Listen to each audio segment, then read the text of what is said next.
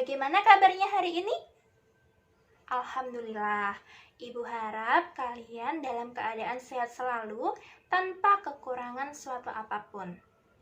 Baik, oh iya, mengingatkan bagi yang belum mengisi daftar hadir, silahkan kalian bisa pause video ini dan kalian isi daftar hadir di e-learning.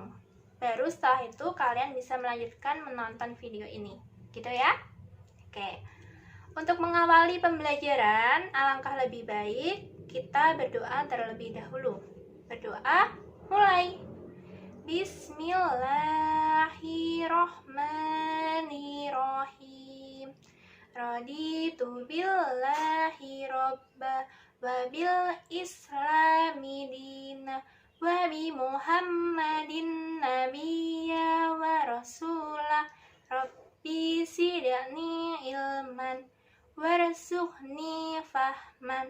Amin. Amin amin ya robbal alamin. Anak-anak sudah siap dalam belajar? Gimana? Sudah siap dong ya? Oke. Biar lebih semangat lagi, kita lakukan tepuk ayam. Ada yang sudah tahu bagaimana tepuk ayam itu? Kalian bisa ikutin ibu ya. Seperti ini. Tepuk ayam. Piik-piik. Petok-petok. Piik-piik. Petok-petok. Kukuruyuk. Gitu ya. Satu kali lagi. Tepuk ayam. Piik-piik. Petok-petok. Piik-piik. Petok-petok. Kukuruyuk. Yeay. Anak-anak juga harus semangat nih.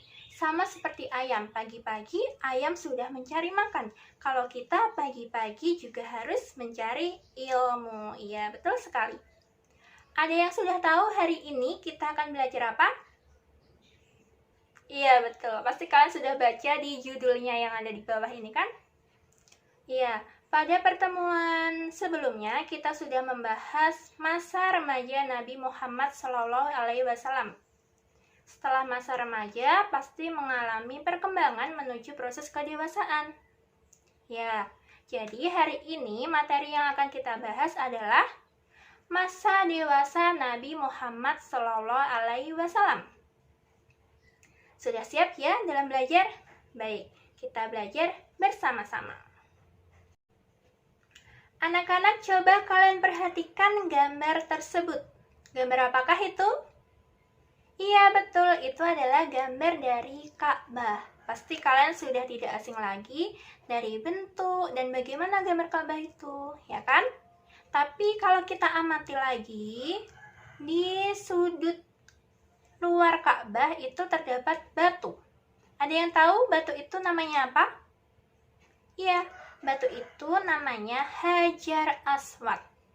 Tahukah kalian bahwa peristiwa peletakan kembali batu Hajar Aswad itu ke tempatnya ada hubungannya dengan masa dewasa Nabi Muhammad SAW? Jika kalian ingin tahu, jangan di-skip video ini ya. Baiklah, poin pertama yang akan kita bahas adalah kesabaran dan kepedulian Nabi Muhammad SAW. Seperti kita ketahui, pada usia 6 tahun, ibunda Nabi Muhammad meninggal dunia, yaitu Siti Aminah. Seperti ilustrasi berikut. Muhammad, چه شده؟ تاب فرا ندارم. تب بی مادری. Muhammad.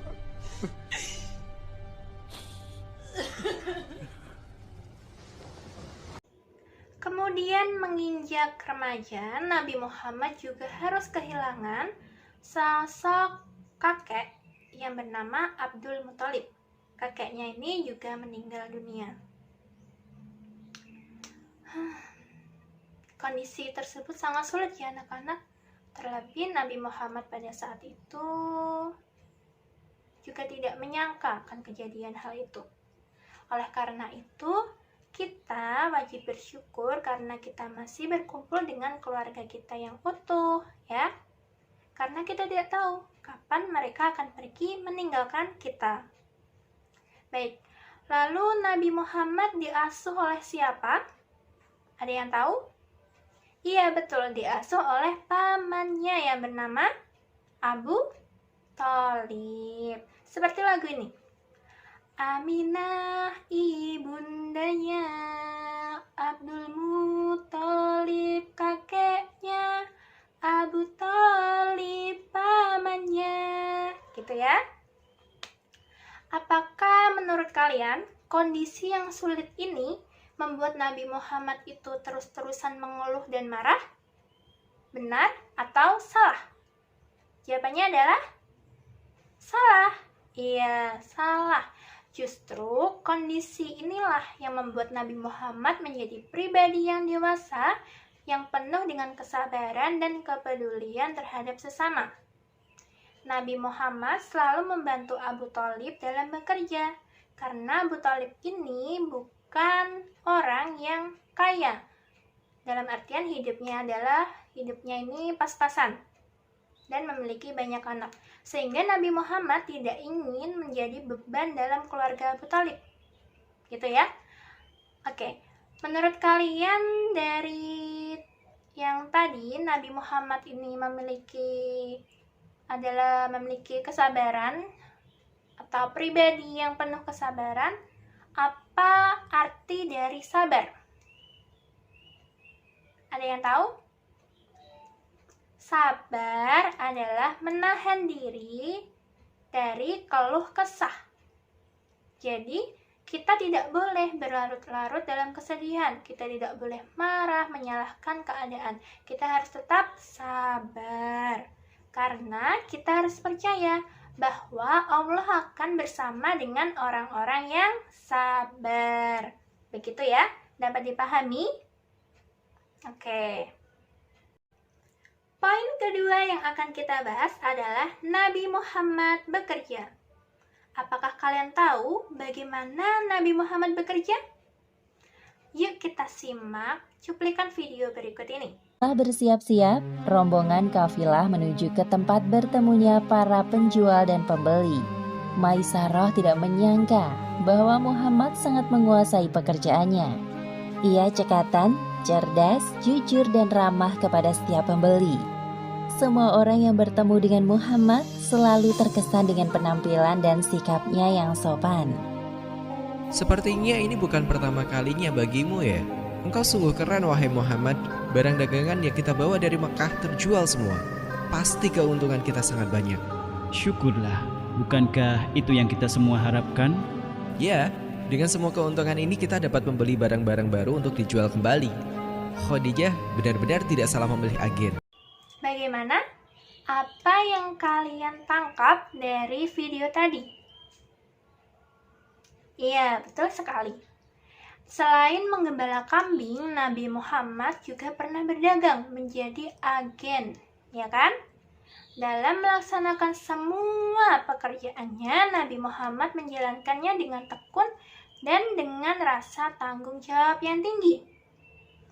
Termasuk dalam berdagang. Selain ramah kepada pembeli, Nabi Muhammad juga termasuk orang yang jujur, pedagang yang jujur.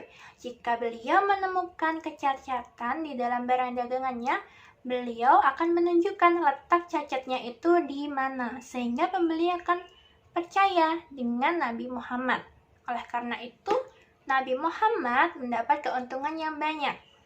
Dikarenakan pembeli itu senang datang ke tempat Nabi Muhammad ini, karena jarang ada pembeli yang jujur dan juga ramah. Baik, dari video dan penjelasan tadi dapat kita simpulkan bahwa sikap Nabi Muhammad itu dalam bekerja ada dua. Yang pertama adalah tekun dan bertanggung jawab, dan yang kedua adalah jujur dalam berdagang. Dan hendaknya sikap Nabi Muhammad ini dapat kita teladani dalam kehidupan sehari-hari. Contohnya misalnya, kalian membantu keluarga kalian dalam berdagang. Jangan lupa kalian harus senyum dan juga ramah kepada pembeli. Dan kalian tunjukkan kalau misalnya barang itu cacat atau rusak, kalian tunjukkan kepada pembeli di mana letak kecacatannya. Gitu ya. Baik, apakah dari sini ada hal yang ingin ditanyakan? Jika ada pertanyaan, kalian bisa tuliskan di kolom komentar yang ada di bawah, nanti akan Ibu jawab. Dan untuk teman-teman yang lain, jika ingin menambahkan atau menjawab pertanyaan dari temannya, silahkan bisa ditulis juga di kolom komentar, gitu ya. Nah, anak-anak, supaya Ibu lebih percaya lagi kalian sudah paham tentang materi peristiwa berdagang Nabi Muhammad SAW, Ibu minta kalian meringkas materi ini ya, dan kalian kumpulkan, kalian jelaskan melalui video dan dikumpulkan di e-learning. Nanti minta tolong Ibu atau Ayah untuk mengumpulkannya. Dan jangan lupa untuk bilang tolong dan terima kasih, oke? Oke, lanjut. Poin yang ketiga adalah pernikahan Nabi Muhammad SAW. Pada saat berdagang tadi kan Nabi ditemani oleh Maisyarah.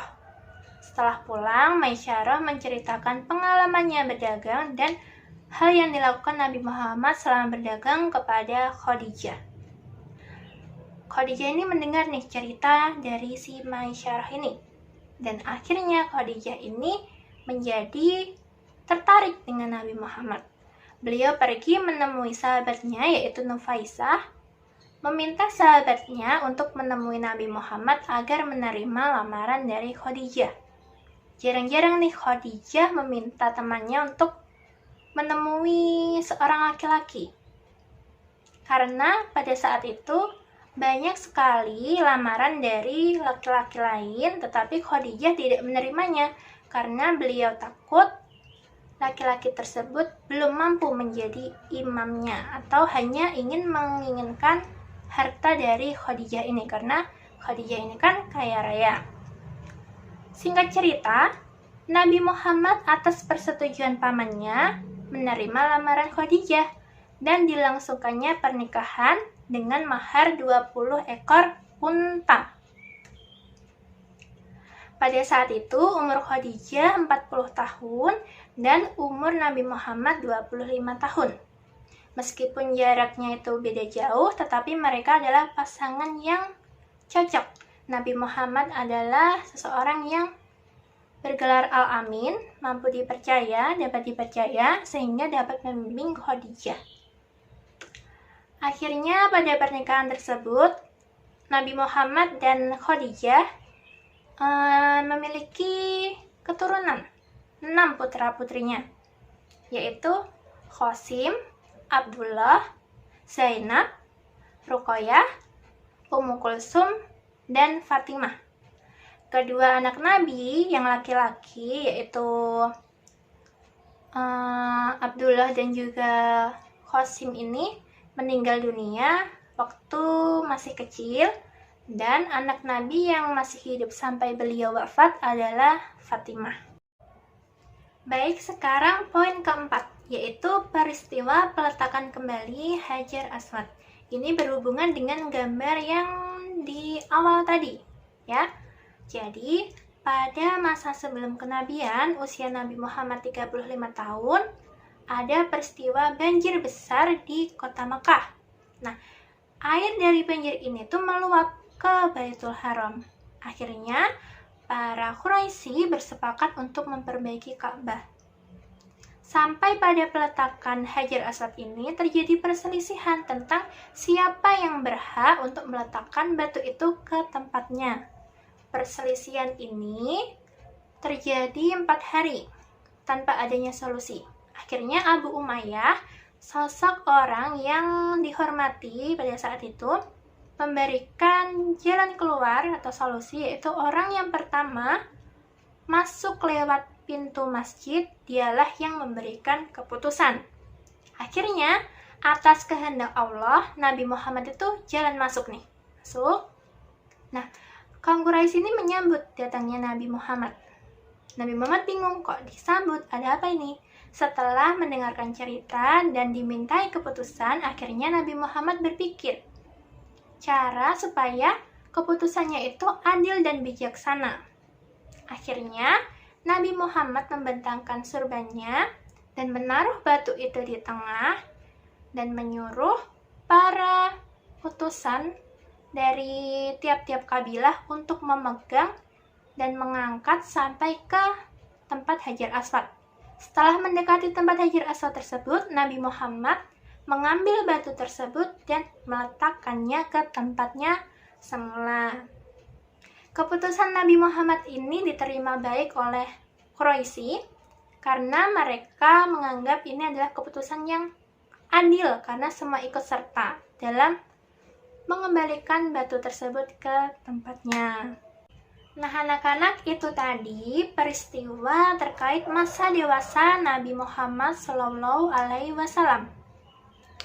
Dapat kita simpulkan atau kesimpulan dari 4 poin materi tadi, yaitu Nabi Muhammad tidak pernah mengeluh dalam kondisi yang sulit, melainkan beliau tetap sabar.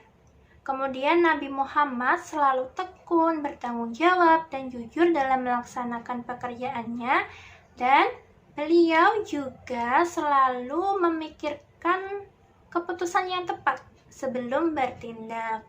Nah, kita dapat belajar nih dari pengalaman Nabi Muhammad untuk kita jadikan teladan dalam kehidupan sehari-hari. Gitu ya. Untuk PR-nya akan Ibu tampilkan setelah video ini. Apabila terlalu cepat, kalian bisa pause dulu dan kalian tulis di buku tugas. Nanti dikumpulkan di Google Classroom. Waktu pengerjaan selama 3 hari ya. Jangan takut untuk gagal, takutlah karena tidak mencoba. Saya rasa materi pembelajaran hari ini sudah saya sampaikan dengan baik ya. Apabila ada pertanyaan, kalian bisa langsung tanyakan saja. Dan untuk mengakhiri pembelajaran hari ini, kita baca Alhamdulillah atau Hamdalah bersama-sama. Alhamdulillahirabbil alamin. Amin. Saya akhiri. Wassalamualaikum warahmatullahi wabarakatuh.